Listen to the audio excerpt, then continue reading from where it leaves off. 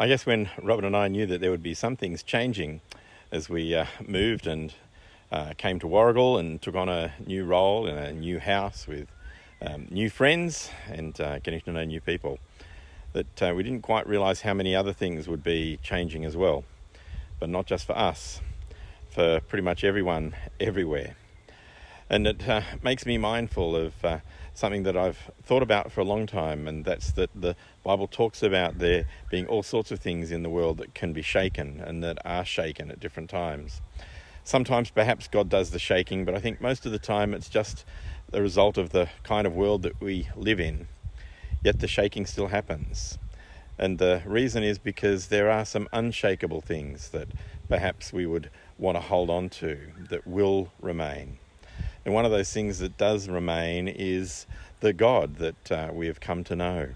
His love for us, his purpose to reconcile us to himself and to bring us closer to him as we continue to seek to bring others to a place where they would also know who he is and what he is like.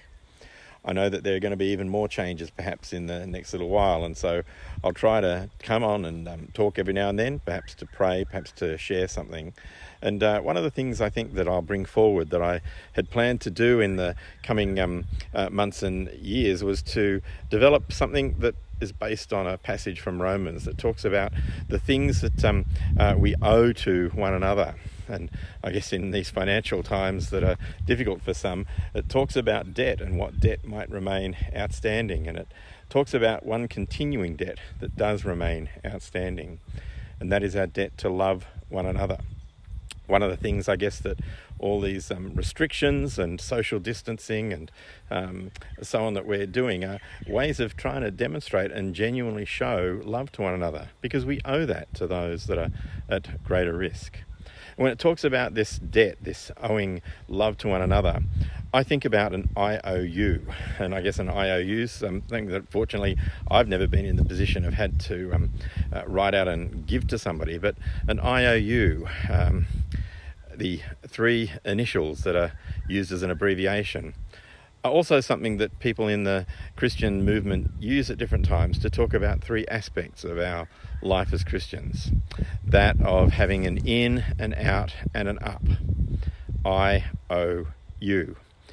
And so some of the things that we're doing as a church now with the Sunday stuff online, well, I guess that's a public thing, and that's some of the up, worshipping God, and definitely some of the out, where it'll be publicly available to anybody who wants to be involved in that. But then there are some of the other things, just the in and up. How are we personally going with ourselves? Is this a time for some self-reflection or some personal development in new ways? Combined again with the up into the arms of the Father that wants to take us and lift us to be with him, even in the midst of what's going on. And we don't have it, I guess, in our church here in Warragul, and a lot of churches, especially newer ones, aren't quite built the way that they used to be. But I kind of love being in old cathedrals where there's a very vertical dimension, and that's, not to sort of try and make us feel small as if we're small and God's big, but it does lift our gaze and our perspective up. I think that's why I like nature so much as well, especially the kind of nature that I'm in here at the moment in the backyard of our new place, where there's stuff here that can lift our gaze up. And not because God's up there a long way away, but because there's a different picture and perspective that hopefully we can grasp.